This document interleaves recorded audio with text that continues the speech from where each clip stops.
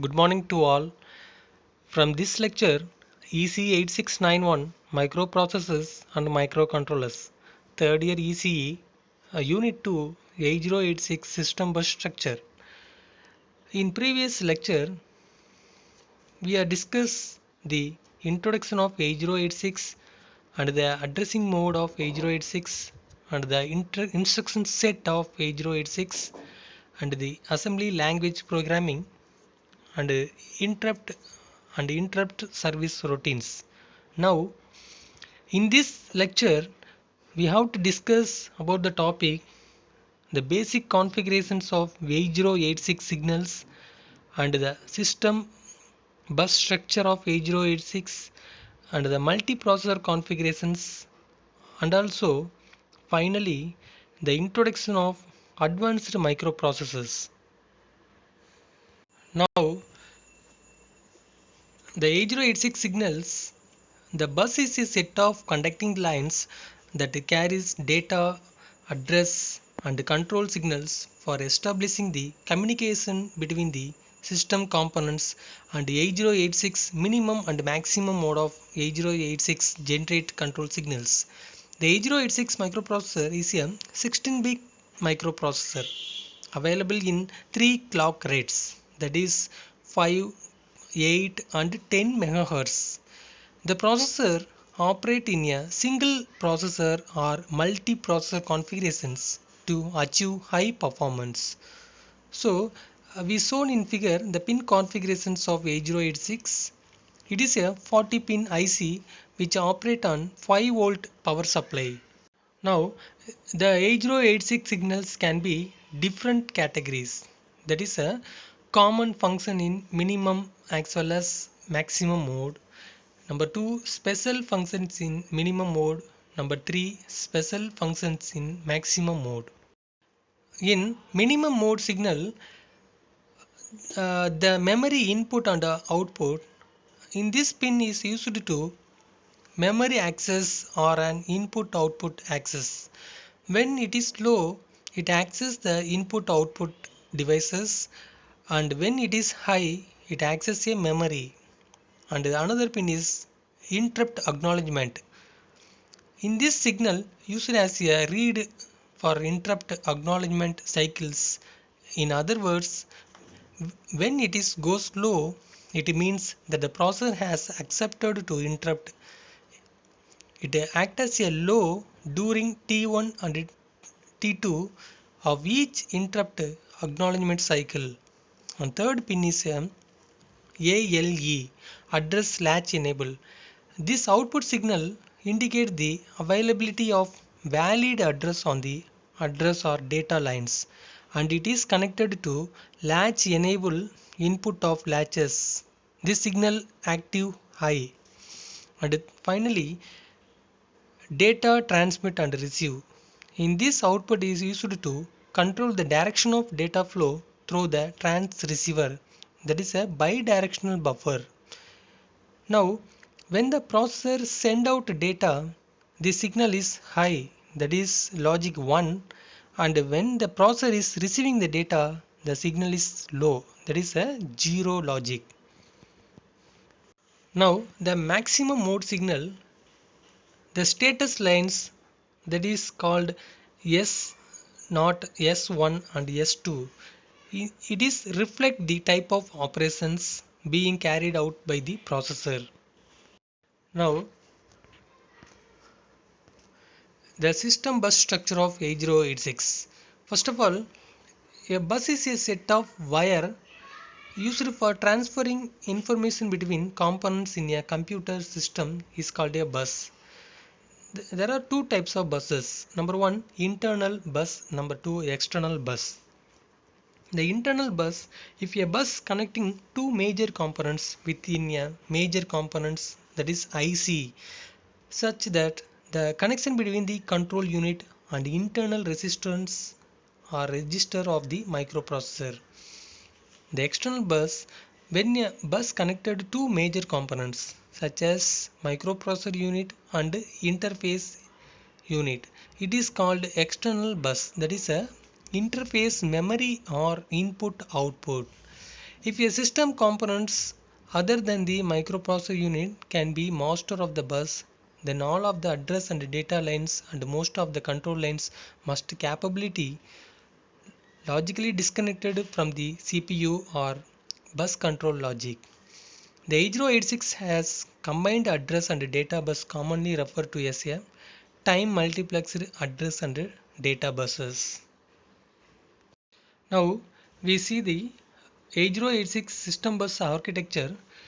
The circuits can drive the pin on a single chip CPU have a quite limited driving capability and can be connected to only interfaces. For small system, many of all CPU would be used directly and handshaking logic would be reduced. Drivers and receivers would not be needed for the data and lines. However, system will several interface would need to bus driver and receiver circuits connected to the bus in order to maintain the signal quality. So the timing of signal within the CPU and the bus control logic is controlled by the clock. The bus cycles and CPU activity are controlled by group of clock pulses. The exact number of clock pulses or cycles, the cycles within a bus cycle varies. Now, the basic configurations of 8086. The 8086, there are two operate in two different mode. Number one, minimum mode. Number two, maximum mode. In minimum mode, it is used for small system with a single processor, a system in which the 8086 generate all the necessary bus control signal directly. The maximum mode is multiprocessor configurations which often include two or more microprocessors. In maximum mode, the 8086 encoded the basic bus control signal into three status bus and use the remaining control bus to provide the additional information to support a multiprocessor configurations. Now, the minimum mode configurations, it operates a minimum mode by connecting the logic 1, and in this mode all the control signals are given out by the microprocessor. There is a single microprocessor in the minimum mode system. The remaining components in the system are latches, transceivers, clock generator, memory and IO devices, that is input and output devices. So some type of chip selection logic may be required for selecting memory or input output devices depending upon the address map. Now the maximum mode configurations, it 8086 is operated by connecting the minimum or maximum pin to ground. In this mode, the processor drive the status signal S2, S1 and S0 is interfaces, and the chip is called bus controlled driver. The control signal used this status information. In this maximum mode, there are more than one microprocessor in the system configurations. The other components in the system are the same as in minimum mode system. A processor is maximum mode when the minimum and maximum pin is grounded. Now the multiprocessor configurations, that is a 8086 multiprocessor configurations.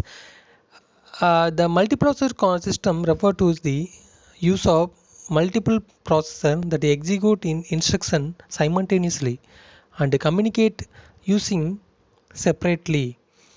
In maximum mode of 8086 is designed to implement the three basic multiprocessor configurations. Number one, coprocessor. Number two, closely coupled. Number three, loosely coupled.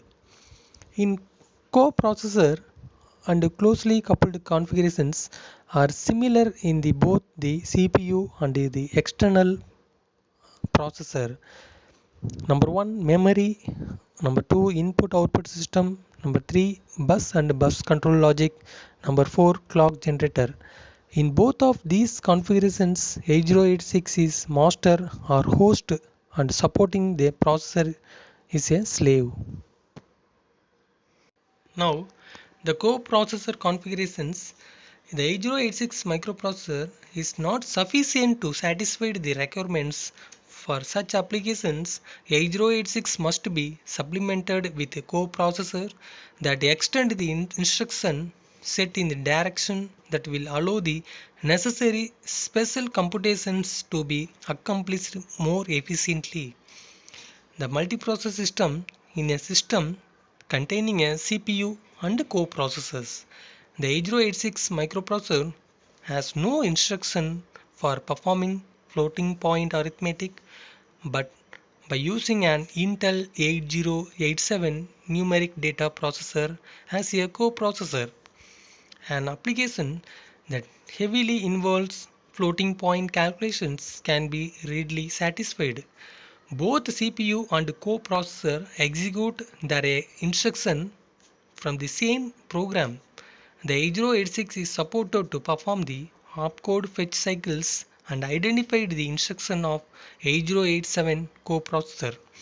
Once the instruction of 8086 and the 8087 is identified by the 8086, it is allocated to 8087 for further execution. Thus, 8086 and 8087 coupled the implementation of instruction master to slave configurations. After the completion of 8087 execution, the result may be referred to back to the CPU. Now, the closely coupled configurations. The microprocessor in this multiprocessor system are also classified as a closely coupled and loosely coupled system depending upon whether the microprocessors had a common memory or a common bus or not.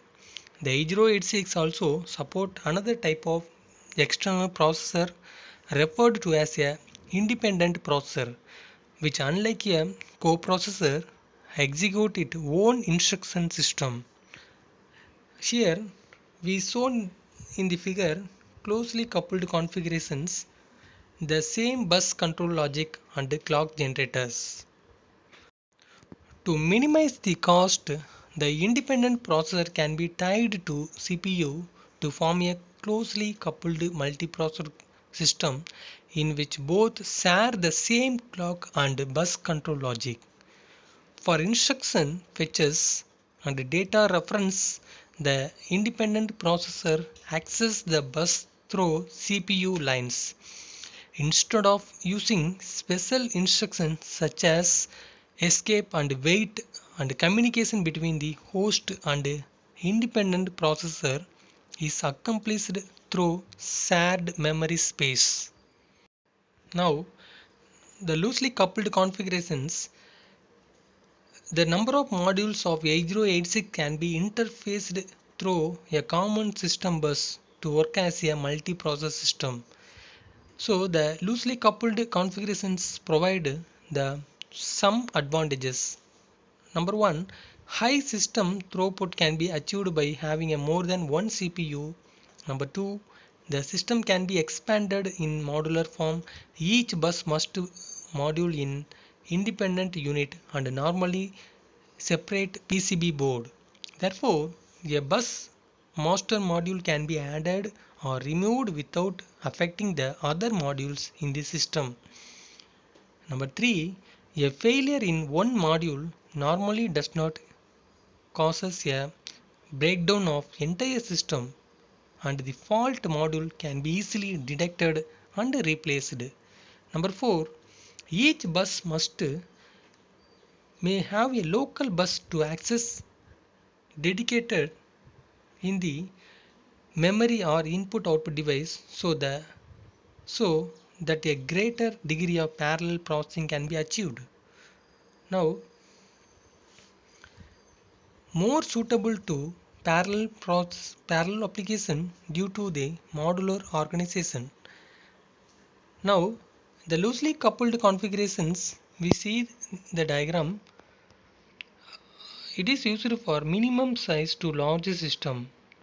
Each module in the system bus master and may consist of an 8086 coprocessor we shown in figure, each bus master run independently and there are no direct connection between them.